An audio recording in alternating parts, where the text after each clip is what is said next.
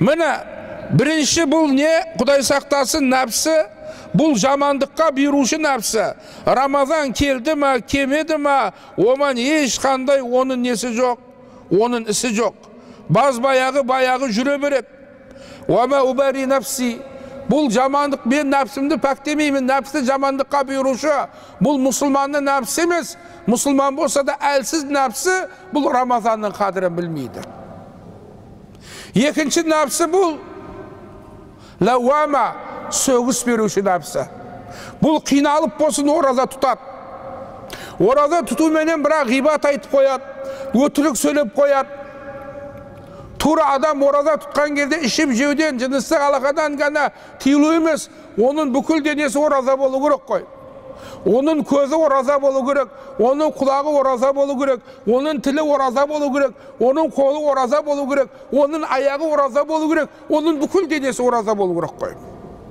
Сондықтан да пайғамбар алейхиссалам кім Рамазан екеніне, парыз екеніне сеніп, оның сауабын үміт қылып тұтса, анадан жаңа туылғандай болады дейді. Анадан жаңа туылған балада ешқандай күнә болмайды. Сондықтан бала сүйкімді болады.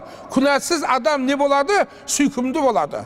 Күллі маулудун юладу ала фитра, фабавау юхавиданихи, ау юнасиранихи, ау юмаджисанихи дейді. Әрбір бала туылғанда фитратта туылады, тазы болып туылады. Оның ата-анасы яхуди қылады, масихи қылады, маджуси қып қояды. Енді бұл Рамазанда енді бұл жаңағы бала жаңадан туылған сияқты адам Рамазаннан шыққанда туылған баланың да көз күнәсі жоқ, туылған балада құлақ күнәсі жоқ, туылған балада тіл күнәсі жоқ, туылған балада қол күнәсі жоқ, туылған баланың аяқ күнәсі жоқ. Міне Рамазанда жаңағы анадан туылғандай болу үшін көзді харамнан тыю керек. Харамға қарамау керек. Құлақты тыю керек, өтірік өсек мақтаншақтықтан, тілді тыю керек, ғибаттан, өтіріктен, өсектен, қолды тыю керек, біреуге зиян жеткізбеу керек, аяқты тыю керек. Міне бұл екінші нәпсі, бұл не болады, құрметті бауырларым? Бұл күрес. Ораза тұтқан кезде де күрес болады. Ауызы бекітілгенмен ішіп жеуден, Рамазанда екі парыз бар, диет, екінші ішіп жеуден, жыныстық алақадан, таң сәріден не қылғанша, күн батқанша. Ал енді жоғары оразаны түсінген адам, оның жүрегі туманина болады, мутмайын болады. Мутмайын. Жүрегімен бір ғана Алланы зікір қылады, ақылымен, пікіріменен Құранды пікір қылады. Бұл нағыз ораза тұтқан адам, бүкіл ирадасын, өзінің қалауын Аллаға тапсырған адам.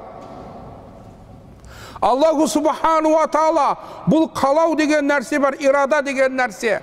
Бұл өте жоғары нәрсе. Бұл ираданы Аллах Таала біздің жерімізден қанша мың есе үлкен болған күнге де бермеді, айға да бермеді, аспандағы миллиардтаған жұлдызға да бермеді, жерге де бермеді, жан-жануарға да бермеді. Бұл ираданы Аллах Таала қалау сипатын, өзіндегі болған қалау сипатын, машаллаху кана ва ма лам яша лам якун, не нәрсені Аллах Таала қаласа болады, не нәрсені қаламаса ол болмайды.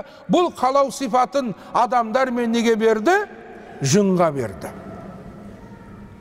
Міне осы қалау сипаты адамды екі дүниеде бақытты қылады, немесе екі дүниеде не қылады? Бақытсыз қылады.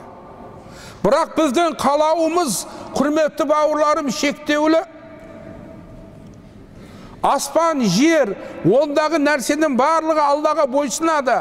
Аллаға бойсынбай тұрған еш нәрсе жоқ. Құран-ы Кәрімде Раббымыз айтады: "Тусаббиху лаху саб'у самауати вал ард ва ман фихинна ва ин мин шайин илля юсаббиху бихамди, валакин ла тафқахуна тасбихахум." Жеті көк, жер, ондағы нәрсенің барлығы Аллах Тааланы дәріптейді. Аллах Тааланы дәріптемейтін, мақтамайтын еш нәрсе жоқ. Бірақ сендер оның дәріптеуін, мақтауларын білмейсіңдер дейді.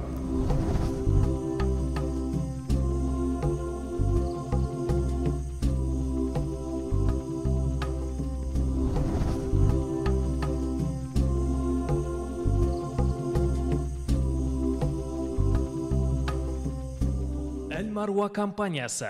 Бізбен бірге болыңыздар. Қажыларға жасалған қызмет біз үшін мәртебелі құрмет.